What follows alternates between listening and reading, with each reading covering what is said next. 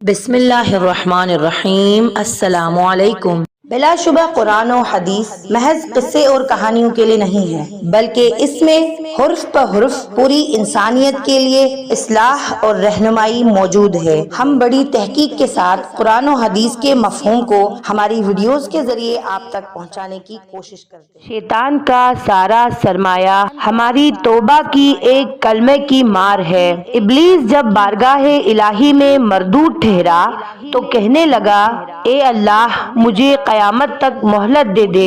اللہ تعالیٰ نے فرمایا، جا تجھے مہلت دے دی۔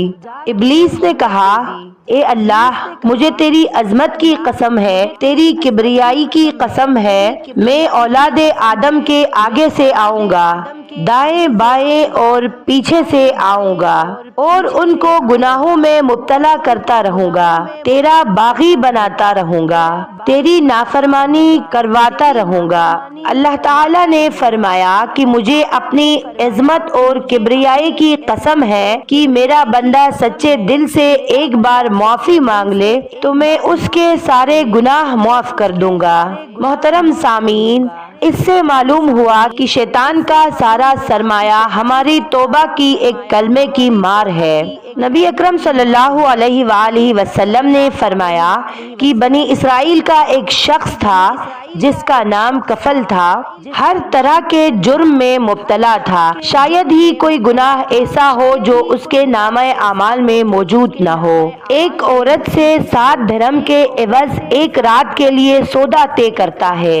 وقت کے مطابق عورت آئی اور جب دونوں تنہائی میں پہنچے تو عورت کی جسم پر کپکپی طاری ہو گئی، وہ روئے جا رہی تھی۔ کفل نے کہا، تم کیوں رو رہی ہو؟ عورت کہنے لگی کہ میں نے ساری زندگی اپنے رب کی نافرمانی نہیں کی ہے، آج فقر و فاقے کے مارے گناہ کرنے پر آمادہ ہو گئی ہوں، اس گناہ کے بدلے میں اللہ تعالیٰ مجھے جہنم کی آگ میں ڈال دے گا۔ عورت کے دل سے نکلی ہوئی یہ الفاظ نے کفل پر گہرا اثر کیا۔ اس نے کہا، تم اپنے ایک گناہ کے بدلے اتنی خوفزدہ ہو اور وہ گناہ تم نے ابھی کیا بھی نہیں، اور میری تو دن بھی گناہوں میں اور راتیں بھی گناہوں میں گزرتے ہیں، میں تو دن رات اپنے رب کی نافرمانی کرتا ہوں۔ کفل نے کہا، جاؤ میں نے تمہیں پیسے بھی دیے اور برائی بھی نہیں کرتا۔ اس کے بعد کفل نے رب کے سامنے اپنا سر سجدے میں رکھ دیا اور گناہوں کی معافی مانگنے لگا۔ قدرت خدا کی اسی وقت اس کی موت ہو گئی۔ لوگوں کو جب پتہ چلا کہ کفل مر گیا ہے تو لوگوں نے کہا کہ چلو چل کر دیکھتے ہیں، اس سیاہ کار کی تو شکل ہی بدل گئی ہوگی، جتنا وہ گنہگار تھا پتہ نہیں کتنی بھیانک موت مرا ہوگا۔ اس کے دروازے پر پہنچے تو رسول خدا صلی اللہ علیہ وآلہ وسلم نے فرمایا، تحریر لکھی ہوئی تھی کہ اللہ نے کفل کو معاف کر دیا ہے۔ اللہ تعالیٰ فرماتا ہے کہ کوئی مجھ سے معافی مانگ کر تو دیکھے، میرے سامنے گڑ گڑا کر تو دیکھے تو مجھے معاف کرنے والا ہی پائے گا، کیونکہ تمہارا رب بہت بڑا رحیم و کریم ہے۔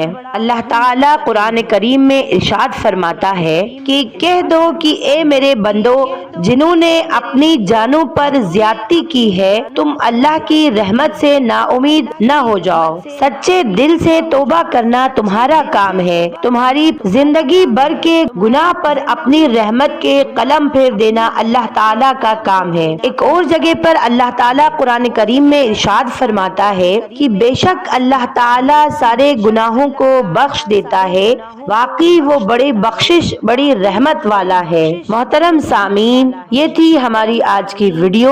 آخر میں دعا کرتی ہوں کہ اللہ تعالیٰ ہم سب کو بھی سچے دل سے توبہ کرنے والوں میں شمار فرمائے اور اپنے فضل و کرم سے ہمیں ہدایت عطا فرمائے تاکہ آئندہ ہم ان گناہوں میں مبتلا نہ ہو، آمین۔ میں امید کرتی ہوں آپ کو آج کی ویڈیو اچھی لگی ہوگی۔ ویڈیو اچھی لگی تو لائک، سبسکرائب اور اپنے دوستوں کے ساتھ شیئر کرنا نہ بھولیے گا، اور ساتھ ہی ساتھ بیل آئیکن کو ضرور دبائیے گا تاکہ ہماری ہر آنے والی نئی ویڈیو آپ تک ضرور پہنچے۔ ملتے ہیں ایک نئی ویڈیو کے ساتھ، تب تک آپ اپنا خیال رکھیے گا۔ فی امان اللہ، اللہ حافظ۔